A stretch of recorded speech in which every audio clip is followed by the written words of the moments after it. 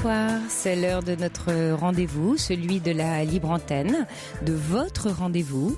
J'espère que vous avez passé un bon Noël, sans trop de tension dans les familles, avec de la joie et de la douceur.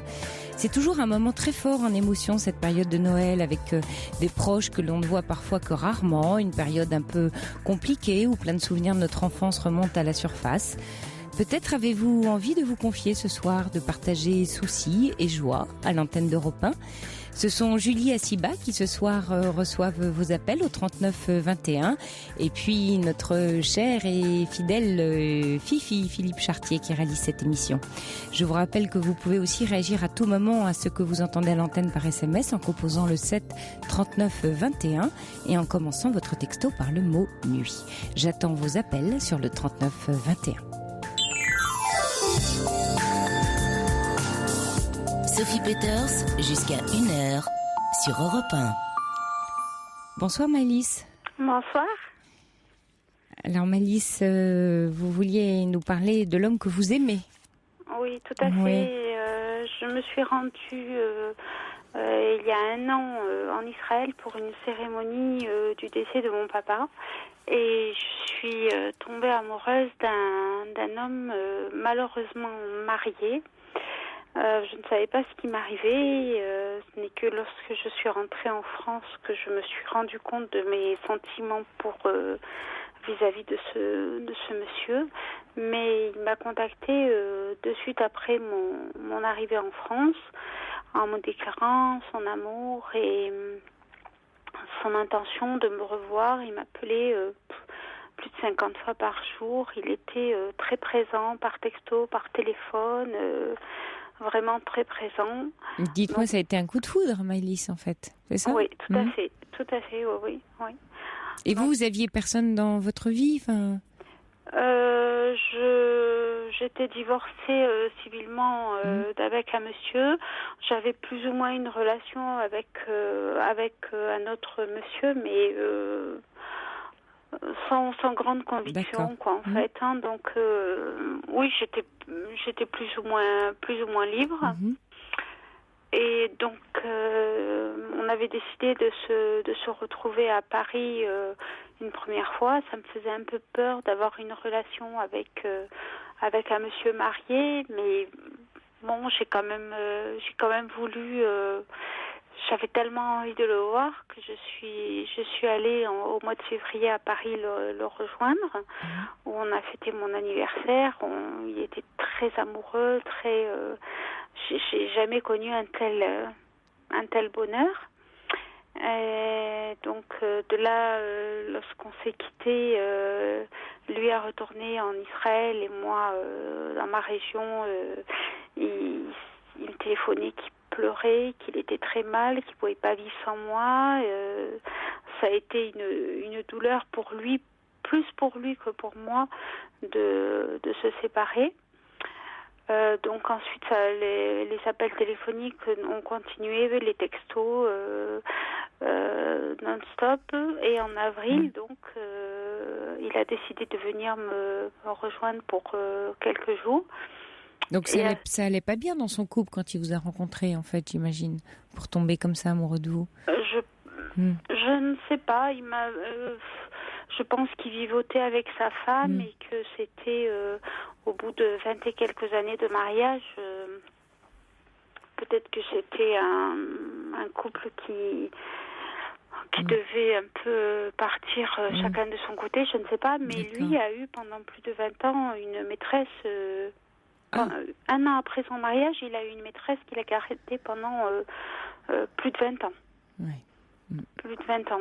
Donc, j'avais un peu peur aussi de ça parce que je me dis peut-être que... Qu'il est habitué à avoir une double vie, ce monsieur. Voilà, tout à fait. Oui, mais il me jurait que non, il avait l'air très sincère et tout ça. Et donc, il est revenu en avril, donc, c'est ça? Il est revenu en avril et là, il m'a dit on va se marier.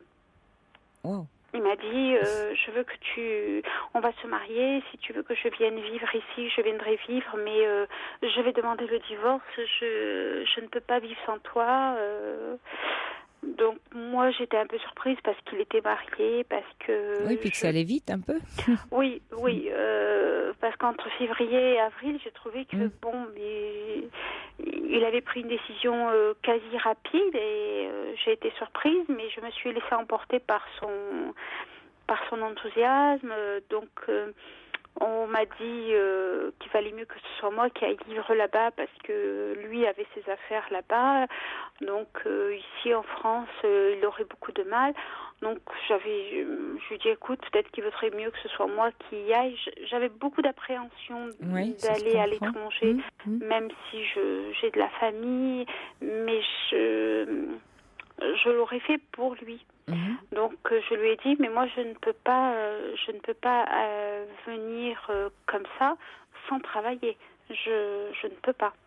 Donc il m'avait dit écoute tu vas travailler, il n'y a pas de problème. Donc il avait commencé à me dire qu'il avait vu des magasins où on vendait des vêtements d'hommes de marque. Il m'a dit ça te dirait? Je lui ai dit non pas trop. Puis un beau jour il m'a dit écoute j'ai acheté 2 magasins de lingerie féminine et toi tu vas les diriger. Et il me dit je suis en pourparlers pour en acheter un troisième. Il me dit comme ça t'arrives, t'auras les 3 magasins. Moi je vais vendre l'usine que je dirige parce qu'il a sa propre usine.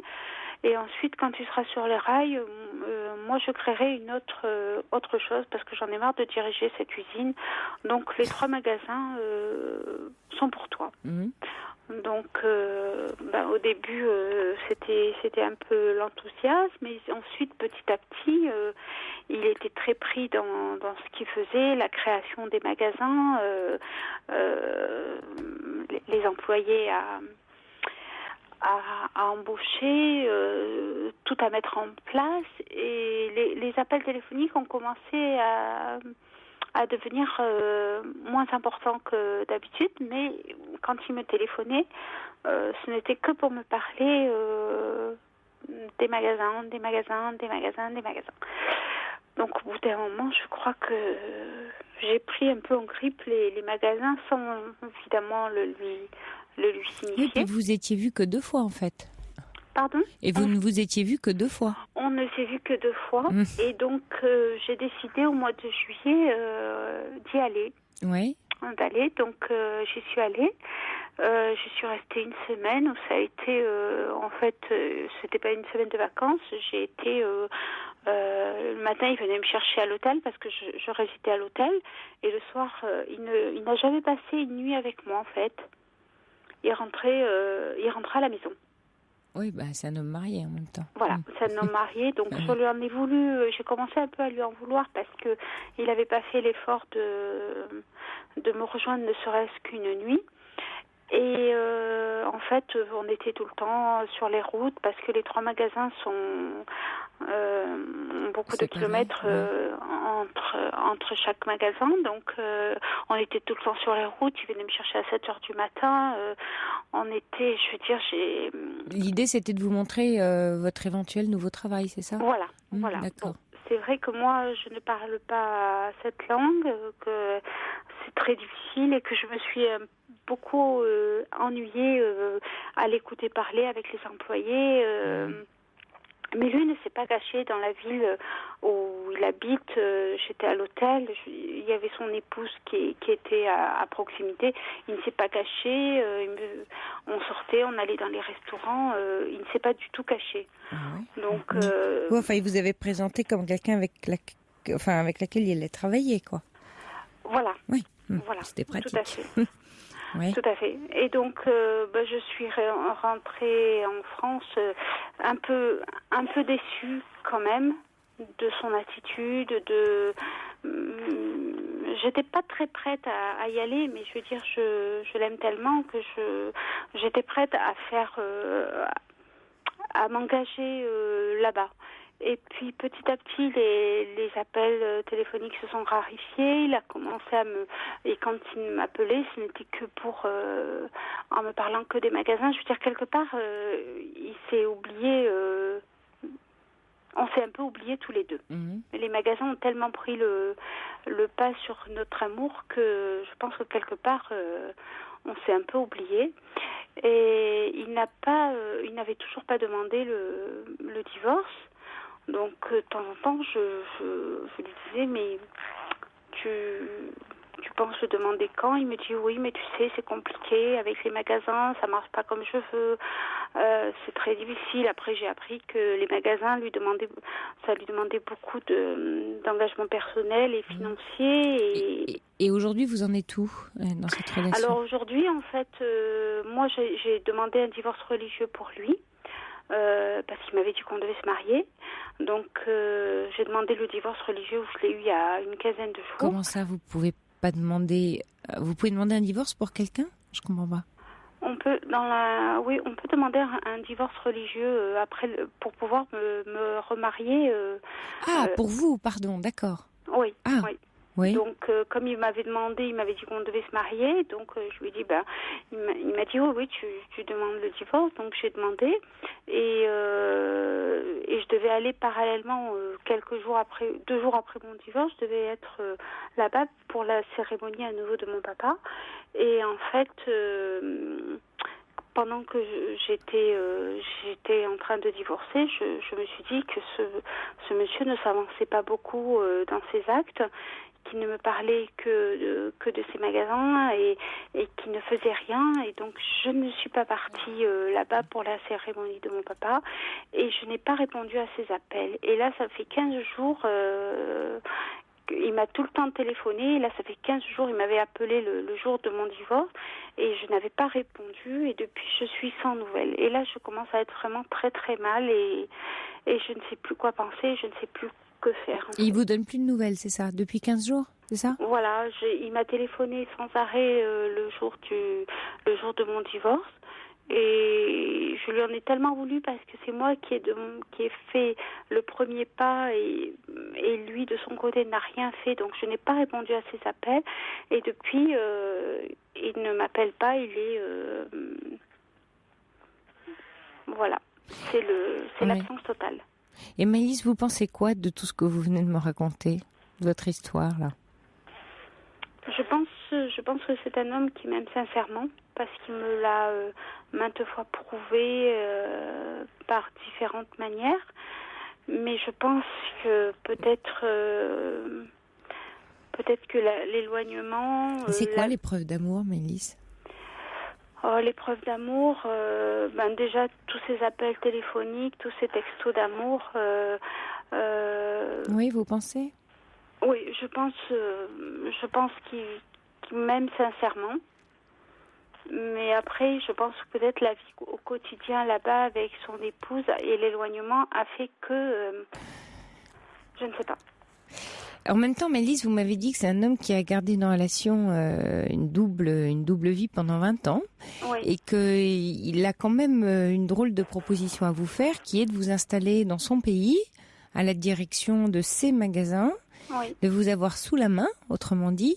Tout à fait. Moi, ce que j'entends dans ce que vous me racontez, donc je vous renvoie juste ce que j'entends, et il donne aucun signe de lâcher sa femme. Alors, il a beau jeu de vous dire que voilà, vous êtes merveilleuse, adorable, tout ce que vous voulez dans ses textos, ses appels, mais comme vous dites vous-même, vous avez senti un peu une cassure ou quelque chose qui vous a gêné, parce que dans les appels, à un moment donné, une fois que disons la relation amoureuse était partie, il s'est mis à parler beaucoup de business, de magasins, de commerce, et donc il a commencé un peu à bouger, c'est-à-dire qu'une fois qu'il vous a senti un peu accroché, il a pu vous accrocher sur autre chose, on va dire. Et la façon dont vous me racontez l'histoire, encore une fois, moi j'écoute votre histoire et je vous renvoie ce que je comprends, c'est que voilà, il est en train de mettre en place quelque chose qui lui convient, une situation pratique, et soit vous marchez ou pas dans la combine, mais tout est fait pour que vous marchiez dans son système à lui. Qu'est-ce qu'il vous offre réellement de lui-même? Alors quand je suis allée au mois de juillet, il m'a offert une grosse bague avec un solitaire avec un gros diamant. Oui. En me disant, ce n'est pas l'alliance que tu porteras, mais c'est une des alliances que tu porteras. Oui. Mais ça, pour vous, c'était pour vous très important. En même temps, vous voyez, par rapport à votre... moi, je vous encourage à sortir un peu vos antennes. Et d'ailleurs, vous les avez sorties parce que si vous appelez ce soir, c'est bien parce que vous sentez que la situation est quand même un peu particulière. Oui. Et que si vous en souffrez, vous avez peur quand même. Il y a la peur d'être le jouet de cet homme. C'est un peu ce ressenti-là que j'entends. Voilà. Oui. Or, cette peur-là, elle a une raison. Elle est peut-être qu'il vous faut l'écouter un peu. Vous voyez, il y a Sergio qui, comme moi, vous dit, il a eu une maîtresse pendant 20 ans sans divorcer. C'est peut-être un signe, non ? Et puis Laurence qui dit attention au miroir aux alouettes avec les magasins. Est-ce qu'ils cherchent pas une aide financière de votre part ? En tout cas peut-être pas une aide financière, mais en tout cas le fait que vous soyez sur place, donc un petit peu à sa disposition. Alors après, effectivement, c'est toujours pareil dans la vie. Si vous acceptez le deal, vous voyez, c'est-à-dire si vous acceptez d'être la maîtresse en titre à la tête des magasins et que mais quand vous êtes allé là-bas, vous dites finalement il n'a pas dégagé vraiment du temps pour moi. Il m'a baladé de magasin en magasin pour montrer mon job. Il a l'air d'avoir un objectif très précis, cet homme-là. Alors attention à dénouer les fils de qu'est-ce que vous aimez vraiment chez lui, qu'est-ce qui est important, est-ce que cette forme de sécurité que peut-être vous espérez en étant avec lui, ou je sais pas. Après il y a tous les espoirs que vous mettez vous dans la relation qui seraient peut-être intéressants. Vous voyez, pour essayer de démêler un peu la plotte de votre histoire avec lui, peut-être faites le tri entre les espoirs que vous mettez, qui sont une chose, mais qui sont pas la réalité, et puis vos ressentis qui vous indiquent encore autre chose. Voilà, peut-être un peu de prudence, peut-être, non ? Mais je l'entends dans votre voix en même temps, la prudence. Non, je me trompe, je vous sens prudente. Oui, j'ai mis comme un voile sur mon cœur et sur mes projets avec lui, et je pense lui envoyer un mail pour lui dire mon silence, le fait que je ne réponde plus à ses appels, et je pense que j'ai fait une croix un peu sur tous ces projets. À un moment, il voulait acheter une maison pour nous deux. Il m'a dit c'est la maison de mes rêves. Oui, c'est surtout peut-être pour vous mettre dedans, à sa disposition.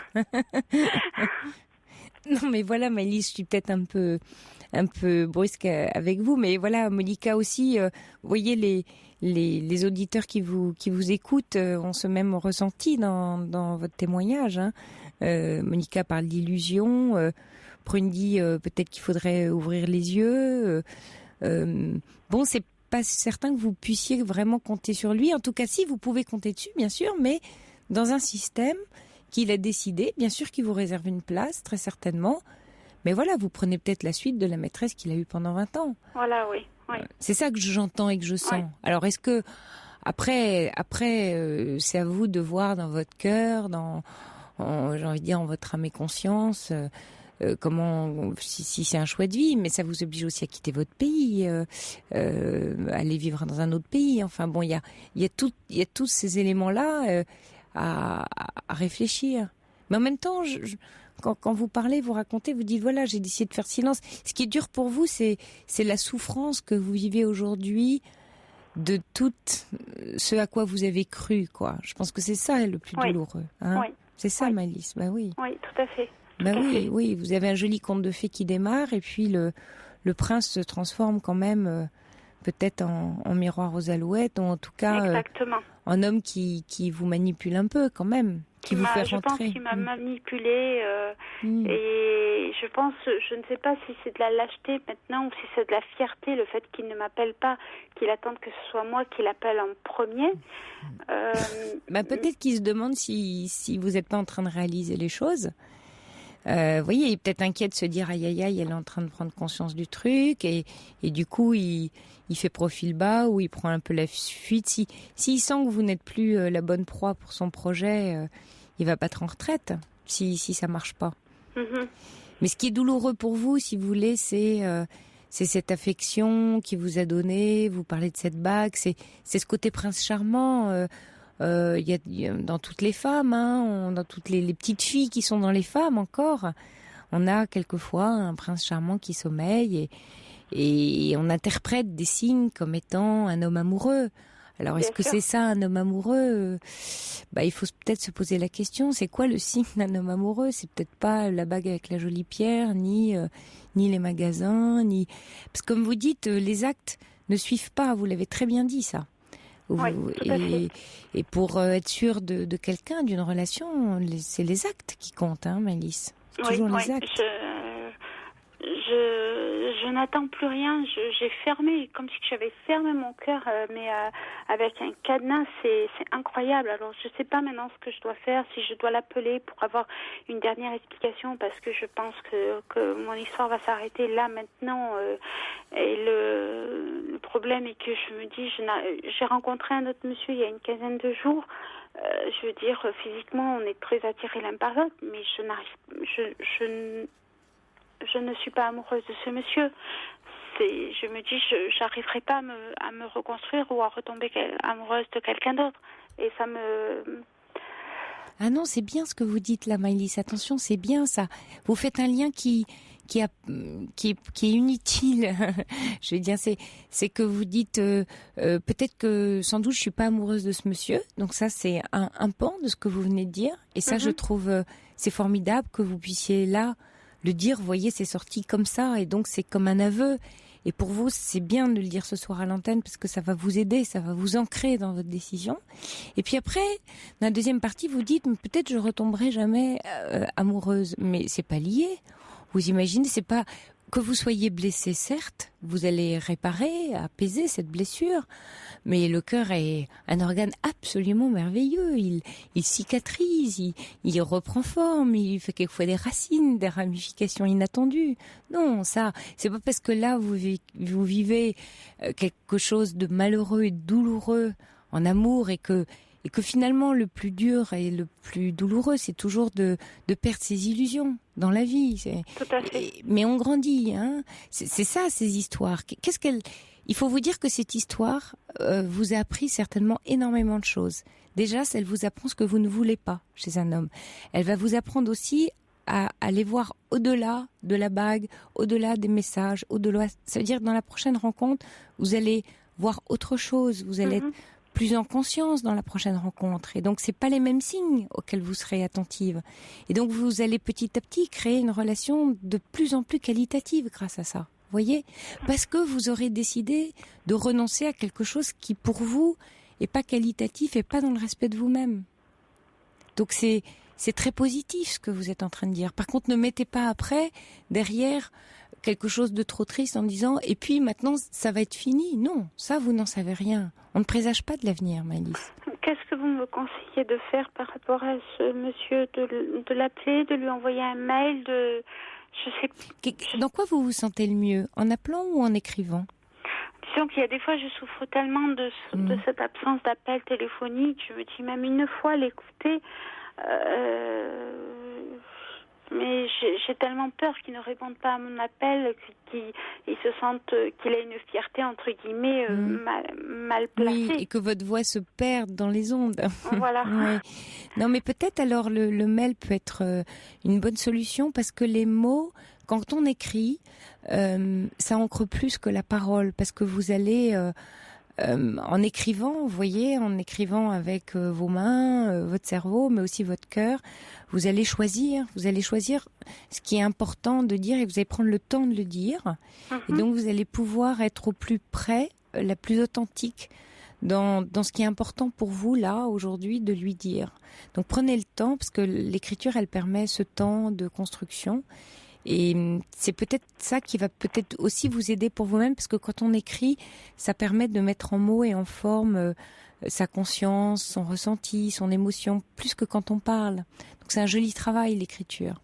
Donc, ça peut vous aider, vous pouvez même d'abord faire un brouillon, le mettre, vous savez, dans votre brouillon et puis l'écrire en plusieurs fois pour à chaque fois le travailler comme comme quelque chose d'important pour vous. C'est pas la réponse qui importera. N'attendez pas la réponse surtout. Hein. Je n'attends pas la réponse. Non, vous écrivez pour vous, Maëlys. Vous n'écrivez pas pour lui, vous écrivez pour vous.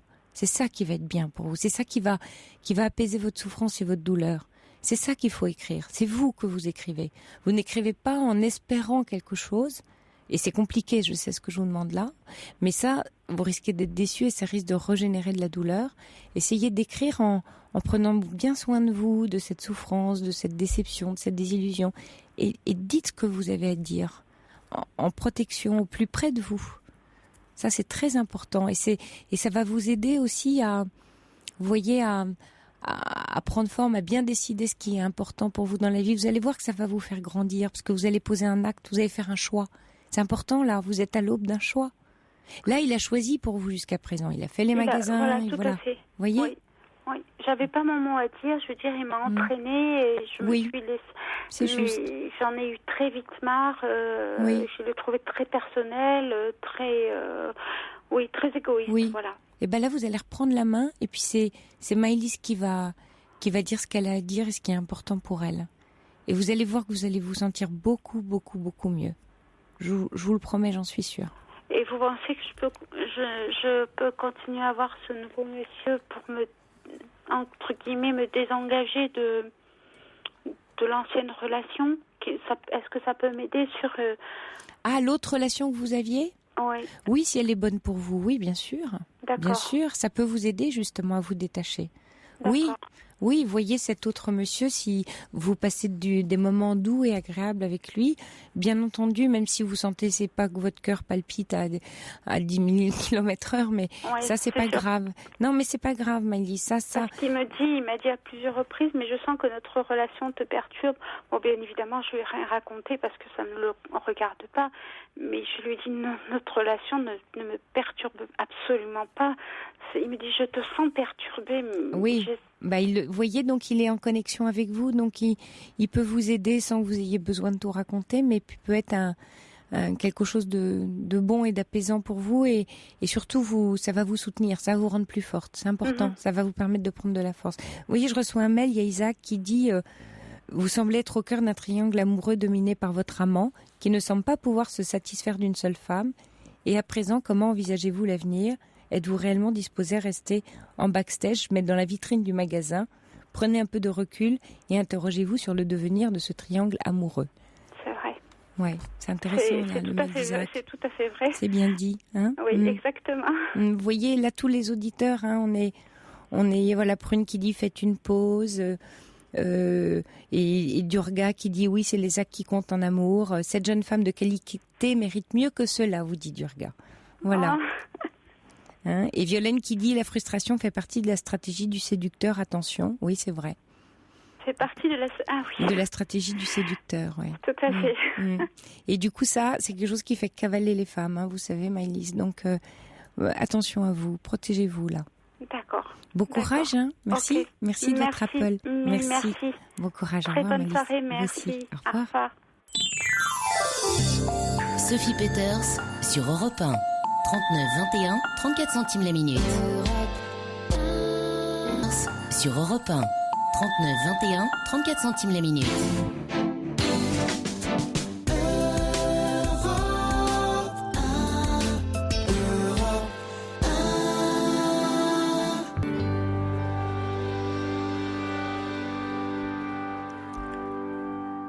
Ébloui par la nuit, Zaz. Et nous accueillons Nanick. Nanick, vous êtes là? Oui. Oui, bonsoir Nanick. Oui, bonsoir. Oui, voilà, alors j'avais appelé pour parler de l'amour entre seniors, mais les vrais seniors, quoi, pas les seniors de... Pas les jeunes. 50 ans. Oui. Voilà. Mais auparavant, est-ce que je peux me permettre de vous demander de rappeler, j'avais été très intéressée par l'entretien que vous aviez eu avec une personne qui était, disons, assez malheureuse, solitaire, etc. Et vous aviez cité une phrase du livre de Job. Oui. Et que je n'ai pas retenue. Je ne sais pas si vous vous souvenez. Vendredi, c'est ça, vendredi soir. Vendredi, non, oui. j'ai pas cité de phrase en fait. Je parlais juste de l'histoire en fait du livre de Job en disant que ça nous interrogeait tous sur le sens de la souffrance humaine et du pourquoi on souffrait, parce que c'était Dominique, si mes souvenirs sont bons, qui disait pourquoi moi, c'est pas juste, pourquoi ça m'arrive à moi. Voilà. Il dit quoi lui? Ce serait une longue histoire à l'antenne, mais c'est amusant que vous en parliez ce soir, Nanick, parce que Isaac m'a envoyé un mail ce soir aussi pour rebondir dessus. C'est alors très vite, c'est une partie de l'Ancien Testament, hein, le livre de Job, voilà. Et en fait, c'est le diable en fait qui incite Dieu à infliger à Job tous ces maux afin qu'il renie son nom et qu'il cède à la facilité. Et en fait, ce que dit Isaac d'ailleurs très joliment dans le mail qu'il nous a envoyé ce soir, il dit autrement dit par extension, toute épreuve a un but précis, et même si le malheur nous frappe, nous devons en retirer quelque chose qui nous aide à avancer, à nous comprendre ou à aller vers l'autre. Donc c'est vrai que c'est le sens de l'épreuve en fait, l'histoire de Job, parce que finalement il va passer par des épreuves sans jamais renier Dieu, et puis Dieu lui, à la fin, lui rendra parce qu'il lui avait enlevé sa fortune et ses enfants et l'avait rendu malade, et lui rendra tout et voilà, mais sans lui expliquer pourquoi. Donc c'est le pourquoi qui nous manque. Et puis si le sujet vous intéresse, il y a un très beau livre de l'écrivain Pierre Assouline qui a écrit Vie de Job au pluriel, qui est sorti il y a à peu près un an, et qui raconte comment tous les grands écrivains et les auteurs et les artistes ont été interpellés dans l'exercice de leur art par cette histoire de Job en fait, et qu'est-ce qui fait qu'elle nous rend tous si humains. Cette parabole-là, voilà. Donc voilà, Nanick, je vous ai dit. Oui, c'est-à-dire, moi j'ai trouvé assez beau le rebondissement de Dominique, je sais pas, qui en fait disait que grâce à son Dieu à elle avait un espoir de bonheur dans sa vieillesse. Oui. Et moi j'ai beaucoup aimé ce rebondissement. Voilà. Mais bon, ce dont je voulais vous parler, moi donc, c'est l'amour entre les seniors. Alors bon, il y a celui des vieux couples, au sens de couples de personnes qui ont duré, quoi. Oui. Qui sont maintenant des seniors et qui a un amour qui est vieux. Oui. Et là, je me demande un petit peu comment on peut appeler cette relation amour. J'ai plus l'impression que ça se transforme en tendresse, en estime, etc. Oui, c'est une histoire de vie en fait, on va dire. Hein, c'est toute une histoire de vie. Voilà. Et en ce qui concerne l'amour physique entre des couples de 30-40 ans de vie, je ne sais pas du tout quelles sont les statistiques. Je ne sais pas s'il y en a, oui. Mais voilà, toujours est-il que moi, là, actuellement, je suis dans un nouveau couple de seniors, c'est-à-dire autour de 70 ans. Vous avez 70 ans, c'est ça, Nanick? Pas tout à fait. Oui, mais 69, c'est ça? Voilà, c'est ça, oui. Et bon, en fait, c'est un amoureux d'adolescence et qui, d'après moi, a enfoui son amour de l'âge de 15 ans, quoi, qu'il a ressorti maintenant, mais tel qu'il était. C'est-à-dire qu'il parle de construction d'un couple, il me paraît complètement à côté de la plaque, quoi. Qu'est-ce que ça veut dire construire un couple à 70 ans? Oui. Oui, allez-y, pardon. Oui, je dis que pour moi, c'est faire le dernier bout de chemin ensemble, c'est-à-dire avoir des sorties partagées, des choses, des voyages, des sorties. Mais il n'y a rien à construire, quoi. Mais ça vous heurte, Nanick, qu'il ait envie, de retrouver comme donc c'est un amour. Vous êtes connu adolescent, c'est ça, et vous vous retrouvez, voilà. Et qu'est-ce qui vous heurte dans son envie, lui, de se raconter cette histoire-là de jeune homme fou? Est-ce que finalement, vous le racontant, il n'est pas en train de... Oui, vous l'analysez bien d'ailleurs, de renouer avec la façon dont il vous a aimé. Oui, mais justement, ce qui me gêne, c'est que j'ai l'impression que c'est un amour qui n'a pas mûri. Oui, sans doute. Il le ressort c'est bien vu. Il le ressort comme intact, quoi. Ouais. Intact. Ouais. Et ça fonctionne plus. Et c'est pas votre besoin, vous? D'une part, c'est pas mon besoin, et puis ça peut pas fonctionner, quoi. On peut pas aimer à 70 ans comme on aimait à... On est deux, c'est-à-dire ça peut pas fonctionner si on est deux à pas fonctionner pareil. Vous voyez, Nanick, c'est-à-dire que si vous aviez votre petite cœur de jeune fille, pareil, et ça rencontrerait le sien, il se trouve que vous avez une autre attente, un autre besoin. Est-ce que vous en avez parlé ensemble de ça, sans lui reprocher, mais en essayant de lui faire comprendre que vous êtes peut-être pas sur la même longueur d'onde ou... Ouh là là, plus que ça, oui, parce que ça se termine toujours mal, les discussions là-dessus. Ah oui, ça se termine mal. Oui, parce que il comprend pas. Il comprend pas.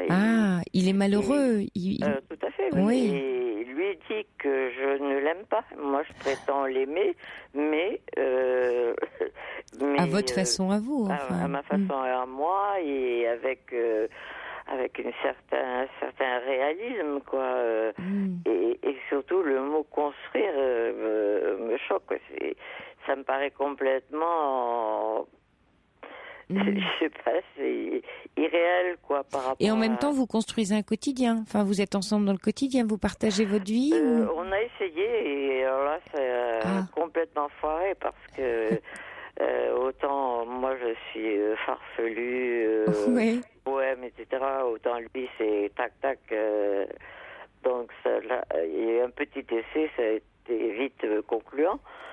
Donc, maintenant, moi, ce que j'attends, c'est des petits séjours ensemble. Bon, on est dans des villes pas très éloignées, donc voilà, on passe 2-3 ans ensemble. On est bien, chacun rentre chez soi, et puis ça se passe bien, ça, ces petits séjours et tout ça. Il faut pas que ça dure trop longtemps. Parce que moi, je suis étouffée justement par cet amour exclusif. Un peu fusionnel, il veut fusionner, quoi, un peu comme un ado. Oui, fusionnel, il est jaloux, possessif, exactement comme un ado qui aime très fort et qui pense que voilà, il veut tout le temps être avec cette personne. Et alors, je sais pas si ça peut exister, ça. Tout, j'ai envie de vous dire, Nanick, tout peut exister. Ce qui serait important peut-être, c'est que chacun vous puissiez en parler sans reproche. Vous voyez, pas être dans t'es comme ça et ça me va pas, ou t'es comme si c'est ça que je veux. Là, c'est dommage de perdre du temps et cette jolie relation. Voilà, vous voyez, à être finalement chacun dans le pouvoir de je veux une relation comme ci, comme ça. Oui. Et de prendre conscience que vous passez des moments agréables et c'est ça qui est le plus important, Nanick. Voilà, moi je trouve que c'est une perte de temps. Ça pourrait être très très bien comme je le souhaiterais moi. et là, lui, je sais pas. Oui, mais c'est deux souhaits contre souhaits. Vous en avez autant que lui, vous voyez. Chacun veut que ça se passe à sa façon. Alors il va falloir de chaque côté faire un petit bout de chemin pour chacun baisser sa revendication. Vous voyez, c'est comme si vous étiez face à face avec chacun des revendications qui ne se répondent pas. Il va falloir lâcher les revendications pour être juste dans ce moment que vous vivez, ce moment présent, ce bonheur à être ensemble. Les bonheurs peuvent avoir des contours différents. Lui peut avoir un bonheur d'un contour très adolescent et vous un contour plus mûr ou plus... Peu importe. mais au moins lâcher le fait de non, c'est moi qui ai raison, non, c'est moi qui veux ça. Vous voyez, c'est ce que j'entends dans ce que vous me racontez. Oui. Le problème, c'est que lui, finalement, puisqu'il ne peut pas tout avoir, eh ben, il préférait ne rien avoir, c'est-à-dire qu'on se sépare parce que c'était pour lui, c'est assez insupportable. Ça, c'est Ouais, Nannick, ça, c'est l'expérience de la frustration. Vous avez tous les deux à faire ça encore, hein, à vivre, à accepter la frustration. Bah, bon courage, Nannick, à vous. Il y a encore du chemin. Il y a encore un peu de chemin pour vous deux. Mais bon, voilà. Bon courage. Bonsoir, Nannick. 39 21 34 centimes la minute. Et voilà, il est minuit, vous écoutez Europe 1, le journal vous est présenté par Axel May. Bonsoir Axel. Bonsoir Sophie, bonsoir à toutes et à tous. Et d'abord, l'arrivée des premiers observateurs de la Ligue arabe à Damas est confirmée ce soir. La délégation est composée de 50 observateurs venus surveiller la situation sur le terrain. Cette arrivée coïncide toutefois avec le lancement par les militaires syriens d'une nouvelle offensive contre la ville de Homs, foyer de l'opposition au pouvoir. Il y aurait eu 29 morts aujourd'hui. 12 ans qu'on n'avait pas vu ça en France, près de 2 850 000 demandeurs d'emploi. Les chiffres du mois de novembre confirment la tendance à la hausse observée cette année. C'est même le 7e mois consécutif d'augmentation, Carole Ferry. Le ciel ne cesse de s'assombrir depuis le printemps sur le marché de l'emploi. En un an, le nombre de chômeurs a augmenté de 5,6%. Le mois dernier, 51 800 demandeurs d'emploi supplémentaires sont venus grossir les rangs de Pôle emploi. Si l'on prend en compte toutes les catégories de chômeurs, ceux qui n'ont pas du tout travaillé et ceux qui ont fait des petits jobs d'appoint, au total, ce sont 4 244 800 personnes qui étaient inscrites au chômage fin novembre. Les jeunes ont été les plus touchés le mois dernier, avec une hausse de 2,2% par rapport au mois d'octobre. Sur l'année, ce sont les femmes et les seniors qui ont été frappés de plein fouet. Un chômage qui a grimpé le mois dernier dans toutes les régions. 2 ont été particulièrement touchés, la Champagne-Ardenne et le Languedoc-Roussillon. Une nouvelle flambée des inscriptions à Pôle emploi qui s'explique par un pic des fins de contrat à durée déterminée et une reprise des licenciements économiques après un an de baisse. Carole Ferry, le ministre du Travail, Xavier Bertrand, prend acte de ces résultats et assure que le gouvernement reste entièrement mobilisé pour lutter contre le chômage. Les agents de sûreté reprennent le travail dans les aéroports. La grève aura duré 11 jours. Les syndicats ont finalement accepté cet après-midi la prime annuelle de 1 000 € proposée par le patronat. Mais à Roissy et à Lyon, Saint-Exupéry, de nombreux agents regrettent la signature de l'accord. Ils espéraient obtenir 2,5 fois plus. Chasse à l'homme à Albi. Un jeune originaire de la ville est activement recherché depuis vendredi soir. Il s'est enfui alors qu'il venait d'agresser sexuellement 4 femmes, bien connues des services de police. L'individu âgé de 21 ans a sauté du premier étage du commissariat d'Albi lors de sa garde à vue. La disparition d'un jeune basketteur de National 2 peut être résolue et malheureusement le pire serait arrivé. Une autopsie a été pratiquée aujourd'hui sur un corps retrouvé en fin de semaine dernière dans la Saône près de Lyon. Et les résultats incomplets en raison du long séjour dans l'eau laissent penser qu'il s'agit d'Alexis qui n'a plus donné signe de vie depuis mi-novembre. Les analyses ADN attendues mercredi devraient confirmer ces résultats qui écartent la thèse criminelle. Le site internet du Sénat, de nouveau accessible. Cela faisait 2 jours que la connexion était extrêmement difficile. D'après les informaticiens du Palais du Luxembourg, une opération de saturation volontaire du site a été à l'origine de ces difficultés de connexion.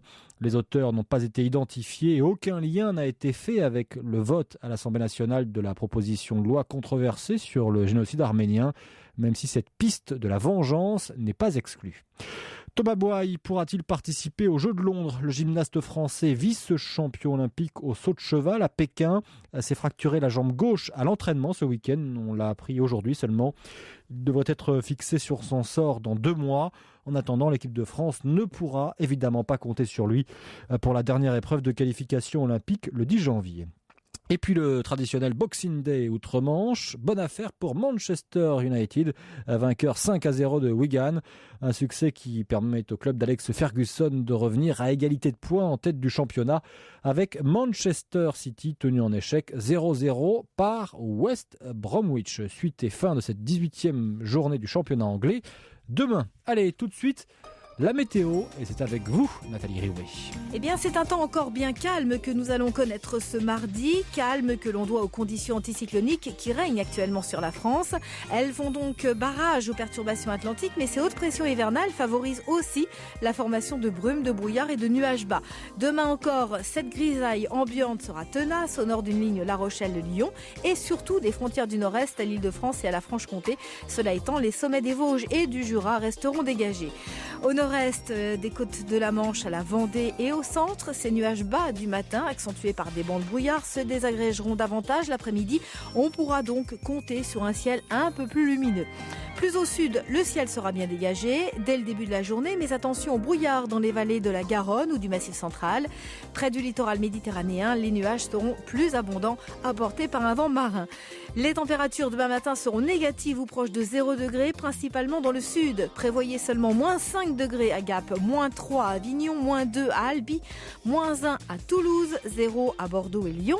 Par ailleurs, il fera 1 degré à Rennes, 2 à Strasbourg, 4 degrés à Paris, 6 à Perpignan et 8 degrés à Nice. Nathalie Riouet, 39,2. Ce n'est pas la température de ce studio, mais le numéro pour joindre à Sophie Peters, plus précisément, 3921. Sophie, que l'on retrouve tout de suite, minuit passé de 5 minutes.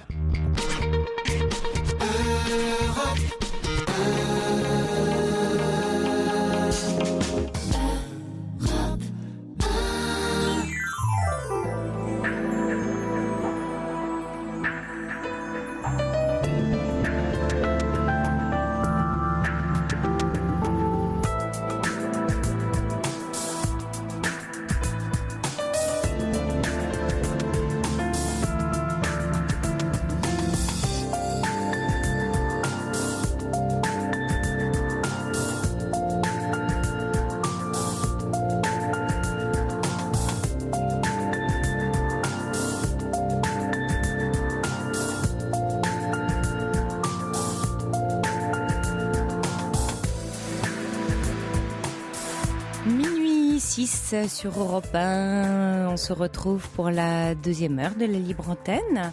L'antenne est à vous, il vous suffit de composer le 3921 pour partager avec nous vos préoccupations, des événements de votre vie. Vous pouvez aussi échanger avec nous et avec les auditeurs par SMS au 7 39 21 en commençant par le mot nuit ou nous adresser un mail sur le site d'europe1.fr. Et puis n'oubliez pas que vous pouvez dialoguer avec un ou une auditrice dont vous partagez les émotions auxquelles vous avez envie d'apporter votre conseil. La nuit se poursuit avec au standard Asiba et Julie et Fifi à la réalisation. Et puis avant d'accueillir Jean-Roger, je voulais lire un mail que j'ai reçu pour Camélia, si Camélia nous écoute toujours.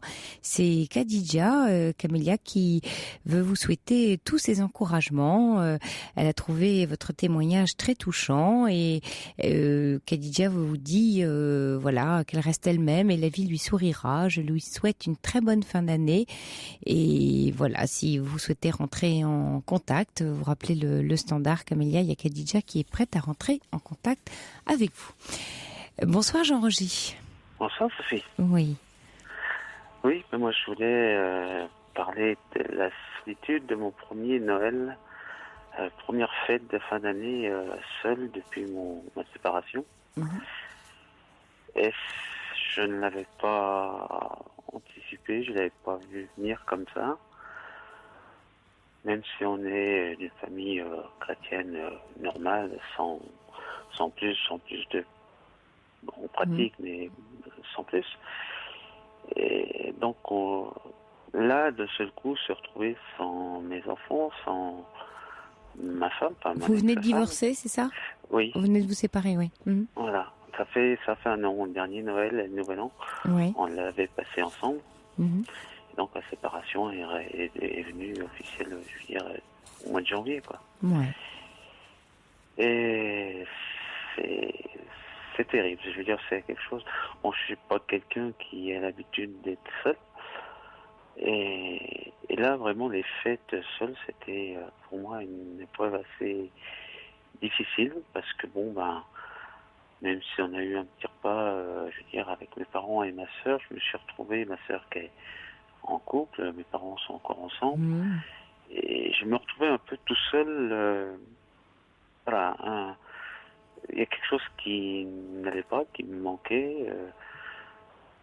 Il n'y a pas eu de regard, ni de parole, ni quoi que ce soit. Je me retrouvais tout seul, mais moi, personnellement, je me suis retrouvé comme un gros vide autour de moi. Vous avez vu vos enfants quand même, Jean-Roger ? Oui, j'ai eu mon fils, enfin mon dernier qui a 15 ans. Je l'ai eu jusque la veille de Noël. Il a passé la première partie des vacances avec moi. Et puis donc il était reparti pour le jour de Noël. Et puis je le retrouverai quelques jours cette semaine. Et donc je l'avais pas, j'avais personne, je veux dire, pas personne. Ma famille proche, quoi, ma famille que j'avais construite, parce qu'on a été mariés 22 ans. Sans des personnes. Parce que bon, c'est ma femme qui a décidé de partir et je dis bon, j'ai peut-être pas fait non plus enfin, c'est pas un deuil, mais si, un peu, accepter la séparation, donc. Et puis également à Noël, il y a dû avoir un peu ce que je disais en introduction, tous les souvenirs de tous les Noëls que vous avez passés avec les enfants petits, Noël après Noël, les cadeaux, le sapin, enfin tout ce rituel. Et j'imagine que c'est un peu tout ce film-là que vous avez vu passer en boucle. Comme ça l'espace de cette soirée et c'est vrai. J'avais mon neveu qui était là, donc qui est venu coucher chez moi parce que j'ai un peu de place. Et justement, la veille de Noël, enfin le matin du 24 décembre, j'ai préparé la chambre et je suis tombé vraiment par hasard sur des photos où on était tous ensemble. Pourquoi ce soir-là, pourquoi hier, avant-hier, j'ai tombé dessus. Des photos d'un Noël qu'on a passé quand mes deux enfants étaient petits. Et c'était vraiment un choc terrible de regarder ces photos-là, quoi. Oui, c'est fou, la vie nous envoie des signes quelquefois. Ça, je comprends pas, parce que bon, c'est vrai que j'ai pas trop regardé de photos de l'année, parce que regarder les souvenirs de moments où on était bien, c'était terrible. Donc, j'ai même pas regardé de photos du tout cette année. Mais là, pourquoi ce 24 décembre, préparer banalement cette chambre et j'ai ouvert un tiroir où il y avait cette photo-là. Le tiroir aux souvenirs. Voilà. Et pourquoi que c'était les photos, ça aurait pu être les photos de X ou Y, je veux dire, d'un moment autre qu'un autre Noël, quoi. Mais vous savez, dans la solitude, non, c'est pas innocent que vous soyez tombé sur ces photos-là, parce que il y a tout un point qui est en train de se faire sur votre histoire et finalement peut-être que voilà, ces photos permettent une prise de conscience, aussi vous réapproprier, vous voyez, un passé, une histoire. La solitude, elle nous ancre dans la conscience de nous, des événements, et donc c'est un peu comme si les photos venaient vous remettre cet événement-là en plein, quoi, dans toute l'intensité de l'émotion que vous avez vécu dans tous ces Noëls-là, et vous le refaisez vivre ce jour-là comme pour vous dire il y a eu une histoire et c'était une belle histoire. C'est important que dans une période de séparation on ne renie pas, vous voyez, son passé et son histoire. On a tendance quelquefois après des séparations ou des divorces à regarder le passé avec le mauvais œil ou les mauvaises lunettes, à se dire c'était affreux, ou c'était nul, ou mon conjoint, ou mes enfants. Mais non, mais c'est bien, c'est ça qui est bien, parce que c'est apaisant, ça. C'est douloureux, mais apaisant en même temps. Oui, voilà, ce que j'allais vous dire. Mais c'est douloureux, oui, bien sûr. C'est douloureux. Alors oui, je sais pas si c'est apaisant. C'est douloureux parce que après, on peut pas revenir en arrière, dire pourquoi qu'il y a une séparation, parce qu'elle est là, elle est évidente, donc elle est faite, et l'envie de revivre, comme je l'écoutais tout à l'heure Camélia, c'est sûr que moi j'ai 49, j'ai vrai que j'ai bon espoir de redonner de l'amour à quelqu'un et de le recevoir, mais c'est pas évident, parce que Non. On a l'impression que les jours, les années passent beaucoup plus vite quand on a 49 ans ou que quand on en a 25, quoi. Donc on se dit, pour rattraper le bonheur qu'on a encore envie d'avoir et de donner, on est pressé de le retrouver alors qu'on n'a pas tout à fait le deuil de celui qu'on Vous avez vient de raison. perdre, quoi. C'est très beau ce que vous dites, Jean-Roger. C'est très juste. C'est quelquefois, on va trop vite et on laisse pas le temps, et que peut-être ces photos, c'était comme un arrêt sur image pour vous indiquer que, voilà, vous parliez de deuil tout à l'heure, mais c'est vrai qu'il y en a à faire dans un divorce et que il faut cheminer par étapes après un choc, hein, et cette sensation d'abandon, il faut cheminer dedans et voir toutes ces désillusions voilà, que ça emmène avec, et puis accepter, puis finalement se réconcilier, mais c'est un long trajet et il faut le vivre à votre rythme, à votre façon, et ces photos ce jour de Noël, c'est un peu comme un clin d'œil de dire voilà, c'était une belle histoire, et c'est à la fois une image et une page à tourner, et c'est toujours très très douloureux, bien sûr. Bah oui, c'est vrai. Mais bon, c'est vrai que c'est l'impression que la vie avance vite et que le bonheur, on a envie de le retrouver, mais on sait très bien qu'on n'a encore pas fini d'être avec celui qui vient de passer, et ça c'est terrible, c'est le plus dur, parce que voilà, on n'arrive pas à dire ou à espérer, on n'arrive pas à espérer à retrouver un bonheur. Oui, c'est juste. Mais voilà, donc... C'est très juste. Oui, parce que on peut pas se figurer. En fait, le problème, c'est que quand on est dans cet entre-deux que vous vivez, vous avez encore toutes vos attaches du passé, toute votre connaissance de l'histoire passée, le ressenti émotionnel, physique, psychique, spirituel de cette famille, de tout ce qui a été construit, et vous ne pouvez pas vous figurer l'avenir. C'est normal, parce que il y a des liens qui sont défaits, et on peut pas imaginer. Il y a un espace, voilà. Oui, et c'est un espace normal. C'est un temps, comme une parenthèse, si vous voulez, dans lequel il y a rien. Il y a un vide terrible, et la souffrance, elle est là. Elle est dans ce vide abyssal qui souffre en nous et qui s'ouvre, et on a peur de tomber dedans. Hein. Voilà, c'est ça. Oui. Non, mais c'est vrai que c'est pas évident. Non. Bon, après, déjà les divorces, on dit toujours ça n'arrive qu'aux autres, mais bon, je sais bien qu'on est à une époque où on sera bientôt plus nombreux du côté des divorcés que ceux qui sont encore en couple.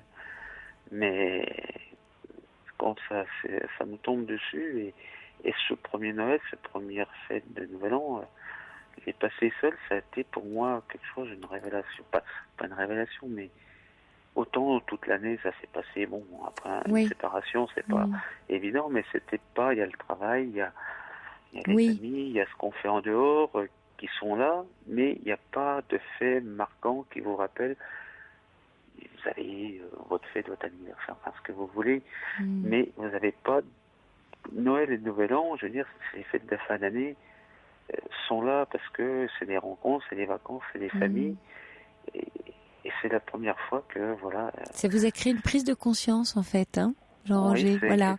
C'est tout d'un coup la réalité qui vient. Voilà. Hein. On est vraiment seul. Et vous savez, souvent, ce qui est douloureux et délicat, c'est quand...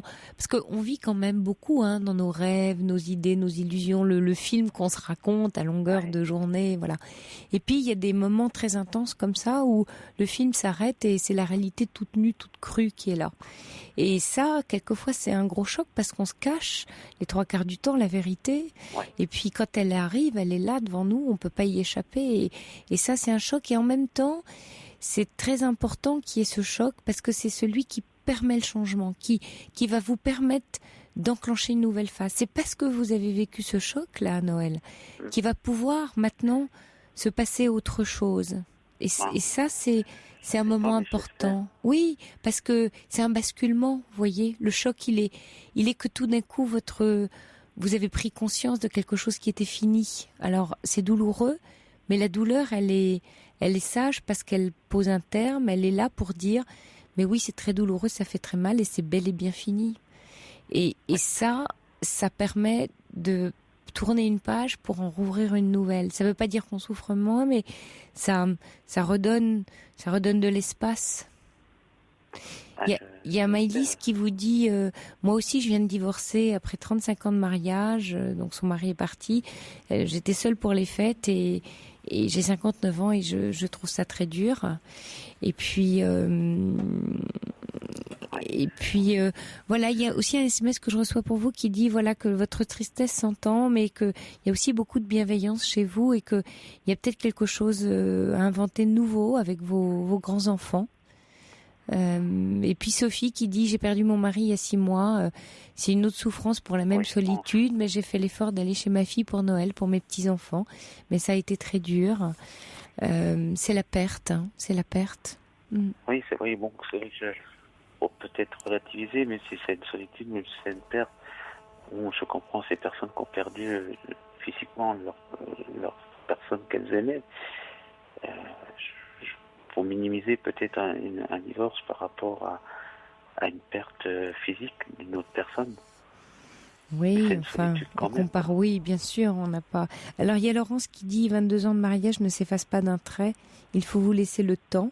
C'est surtout pendant les périodes de fête que le manque se fait ressentir et nous rend nostalgiques. Et puis Grégory qui dit c'est évident que passer la fête de Noël seul est très angoissant, très déprimant. Pourtant, la peine que vous avez ressentie vous permettra sans doute de mieux apprécier les prochains car la roue tourne et de merveilleux Noël viendront à vous, soyez certains. Noël vient nous rappeler en pleine figure notre réalité comme si plus rien n'avait de sens, mais le bonheur reviendra. C'est gentil. C'est beau, je remercie. Oui, c'est important, Jean-Roger, ce que vous venez de vivre, vous savez, ces photos, cette souffrance, cette douleur, et puis c'est important que vous nous appeliez ce soir pour le partager avec nous, parce que vous ancrez ce moment-là en vous, et vous n'y échappez pas, et quand on n'y échappe pas, ça veut dire que la douleur, vous en prenez acte et vous la traversez, et vous vous souviendrez de ce que je vous dis là, vous verrez qu'il y a un ailleurs. Et il y a un ailleurs parce que vous êtes dedans, parce que vous la traversez. C'est comme les orages, vous savez. Il faut savoir être dedans quelquefois. Et c'est parce qu'on sait être dedans qu'après il fait beau. Parce que sinon, si on veut tout le temps repeindre le ciel en bleu, vous savez, il vous rattrape un de ces 4, quoi. Ouais. Donc c'est important ce que vous vivez, un moment important là dans votre vie. Vous vivez un tournant. Espérons que ça soit vraiment un tournant vers des jours meilleurs, parce que on l'espère tout le temps. Bon, après, tant qu'on n'a pas aperçu ce petit coin de ciel bleu au fond de notre tunnel qu'on est en train de vivre, on se demande s'il va arriver, quoi. Oui, forcément. On voit pas. Quand on est dans le tunnel, on voit pas.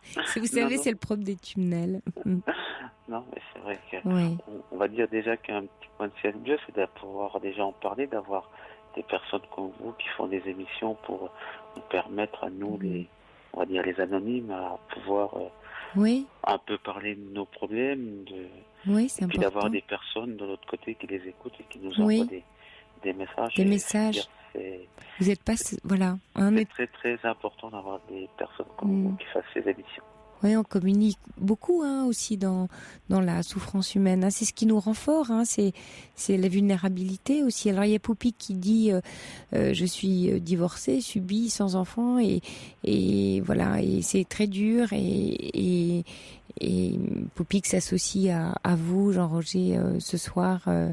Voilà, il y a beaucoup de témoignages d'auditeurs qui entendent votre tristesse, comme Prune aussi, qui dit vos regrets, votre tristesse sont légitimes, je vous souhaite le meilleur. Et puis Aude qui dit j'ai divorcé au bout de 30 ans de mariage et j'ai passé Noël seule. C'est vrai qu'après tant de Noël passés avec les enfants, son conjoint, celui-là, il est terrible, il est terrible. Surtout que je l'ai pas tellement vu venir parce que j'étais avec ma famille proche de mon côté, ma sœur et mes parents, et puis mon neveu. Donc, mais j'ai ressenti cette solitude d'être tout seul auprès des miens, mais d'être tout seul. Je veux dire, j'avais pas mes 2 enfants, j'avais pas ma femme, et je me sentais seul parmi ma famille, quoi. Ouais, sans toi, sans votre maison. Voilà. En plus, j'étais pas dans ma maison, donc c'était... Et c'est un Noël qu'on faisait tout le temps, qu'on a toujours fait en famille, et il manquait. On voyait, il y avait autour de la table, il y avait de la place, et moi j'ai ressenti comme d'un seul coup un vide. Vraiment,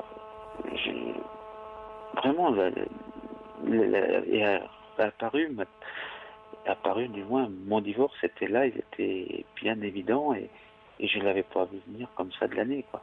On était séparés, on se voit de temps en temps, on est resté bien avec mon ex, mais c'est là qu'elle m'a manqué, quoi. Ouais. C'est bien ce que vous dites ce soir, Jean-Roger, et je vous remercie de nous appeler pour confier votre peine, parce que je pense qu'elle touche beaucoup d'auditeurs qui sont dans cette situation-là. Et encore une fois, je voulais vous quitter en vous disant que voilà, vous avez vécu un moment important, ce qu'on appelle une prise de conscience, et ça va vous aider par la suite. C'est important ce moment-là. Bon courage à vous, Jean-Roger. Hein. Merci à vous pour votre courage émission. Et merci de votre appel. Hein. Bon courage. Merci. Au revoir. Au revoir. Europe 1, Sophie Peters, 39 21, 34 centimes la minute.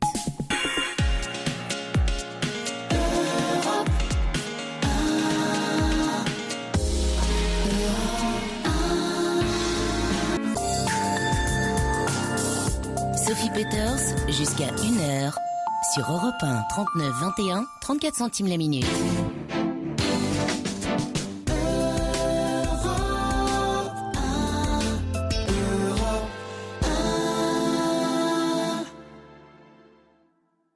Bonsoir Pascal, vous vouliez réagir à le témoignage de Camélia tout à l'heure. Oui, bonsoir Oui. Sophie, merci de prendre mon appel. Effectivement, j'ai été très touchée par l'appel de Camélia, parce qu'en fait, un peu plus tôt dans la soirée, toujours sur la même thématique de Noël, et du révélateur un petit peu que les fêtes de Noël parfois peuvent être pour les familles et pour la vie de chacun, comme on l'a entendu ce soir. Donc j'ai parlé avec une amie qui était vraiment très très triste ce soir, et nous avons évoqué toutes les deux le fait que nous avons 50 ans, et en fait nous nous rendons compte maintenant que nous sommes passés à côté d'un certain nombre de choses l'une et l'autre, pas les mêmes choses. Moi je ne le vis pas trop mal, parce que je pense que j'ai eu une vie très riche, même si elle est un peu atypique, mais mon amie elle ne le vit pas bien. Et quand j'ai entendu le témoignage de Camélia qui disait qu'elle avait 40 ans et qu'elle avait l'impression que il y avait un certain nombre de choses dans sa vie qui ne s'étaient pas passées, peut-être parce qu'elle était un petit peu trop fusionnelle avec sa maman, etc. Eh bien, je voulais envoyer en fait à Camélia et peut-être aussi à des gens plus jeunes, même, je ne sais pas, qui ont 20 ans, qui ont 30 ans, que si on a l'impression quand on est comme ça, à ces âges-là, qu'on n'arrive pas à faire certaines choses, ou qu'on est inquiet, ou qu'on a peur de faire telle ou telle chose, eh bien peut-être de consulter ou de voir si on peut changer, parce que quand 50 ans ont sonné, tout simplement, il y a des choses qui sont plus possibles. C'est vrai. Et c'est une immense tristesse. Comme je dis, c'est pas forcément de la dépression. Il y a des personnes qui prennent l'antenne pour parfois raconter vraiment des choses terribles. Donc là, il s'agit simplement d'une nostalgie, mais enfin, la tristesse, c'est profond aussi. Et je pense que quand on a eu des techniques d'évitement, ou quand on n'a pas su se sortir de certaines, je dirais, névroses familiales ou gangs familiales à temps, eh bien, c'est trop tard. Donc j'avais envie de dire à Camélia que même si, heureusement, il y a l'exemple là de la dame qui parlait d'une histoire d'amour entre seniors, pour dire qu'il n'y a pas d'âge, en fait, pour beaucoup de choses. Il y a quand même aussi un âge, notamment pour la maternité, et que parfois il faut savoir peut-être s'interroger assez tôt, parce que le temps qu'on comprenne, pour ma part, ça m'a pris quand même une demi-vie, mais quelquefois c'est quand même trop tard. Et voilà. Oui, quelquefois c'est trop tard, et vous avez raison que finalement c'est la réalité qui vient nous rattraper. C'est la perte des illusions le plus douloureux. Ce qu'on disait aussi avec Jean-Roger tout à l'heure, c'est que tant qu'on croit que ça va être possible, le jour où on réalise que ça l'est plus, c'est vrai que c'est un grand choc. Et surtout, je disais à votre collaboratrice que ce qui me paraît le plus important, c'est que quelle que soit la vie que l'on ait eue, et de ce point de vue-là, les commentaires des autres, ça on peut s'en passer, de dire si on n'a pas été marié, si on n'a pas eu d'enfant, si on n'a pas fait ci, on n'a pas fait ça, ça ne regarde personne. Mais je trouve que ce qu'il y a de plus important, c'est qu'on ait fait ce qu'on ait fait par choix. Or souvent, en fait, on n'a pas le choix. En fait, on est un peu préformaté ou préprogrammé par son enfance, par la façon dont on a grandi ou dont on s'est développé ou mal développé. Et le temps qu'on s'en rende compte, justement, c'est trop tard. Et c'est dur, ça, de se rendre compte quand on est jeune que ce qu'on refuse, c'est pas parce qu'on ne le veut pas soi-même, mais parce que peut-être on a été un petit peu dégoûté ou qu'on a été influencé contre. En fait, on s'en rend pas compte quand on est jeune. Et ce n'est que quand on est âgé qu'on se rend compte, tiens, ça, j'aurais pu faire ça. Peut-être que j'aurais été formidable si j'avais fait ça.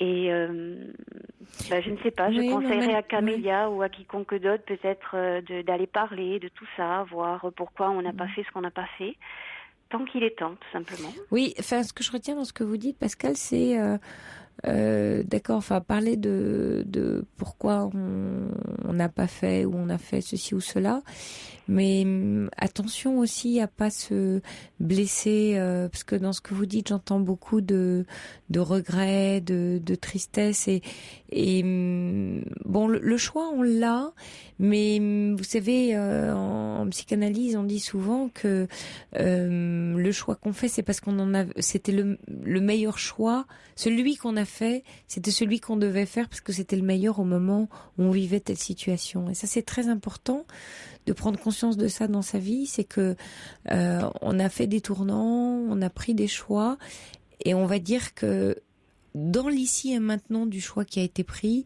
c'était celui-là le bon. Compte tenu, vous voyez, de l'environnement. C'est ce que disait Jung. Qui expliquait ça, mais beaucoup de psychanalystes ont écrit là-dessus et qui montrent comment l'individu pris à un instant T de sa vie et de son histoire a fait un choix parce que c'était celui-là le bon dans l'ici et maintenant. Et quelquefois on oublie le moment. C'est important le moment. Et à toute vie, à tout âge de la vie. Parce que le problème, c'est de réécrire l'histoire. Vous voyez, aujourd'hui, vous, Pascal a 50 ans, parce que vous avez des lunettes de 50 ans, vous pouvez réécrire l'histoire de la jeune femme de 20 ans ou de 30 ans. Oui, mais vous n'étiez pas celle-là. Vous voyez ce que je veux dire ? À 20 ou 30 ans, c'était pas la même Pascal. Ça, c'est exact, oui. Oui. Mais pourtant, on se rend quand même bien compte que ce que vous appelez des bons choix, parfois, c'était vraiment des choix. Mais ça, vous graves. Le dites avec, oui, mais vous le dites avec vos lunettes d'aujourd'hui, oui. C'est que ces choix-là ont servi à quelque chose, à un chemin, une prise de conscience. C'est des chemins, il faut dire, c'est des chemins, donc à enjamber des haies, des cailloux, à passer dans les ronces, mais vous avez appris quelque chose, Pascal. Vous avez appris quelque chose, ça c'est important. Disons que je finirai en disant à Camélia d'essayer d'avoir le plus large choix possible. Voilà. D'élargir la palette au maximum. Oui, on va le dire comme ça. Allez, bonne nuit, Pascal. Bonne nuit à vous. Au revoir. Au revoir. Eh bien, bonsoir, à demain. Il est 1h, vous écoutez Europe 1 et le flash vous est présenté par Daniel Hoff.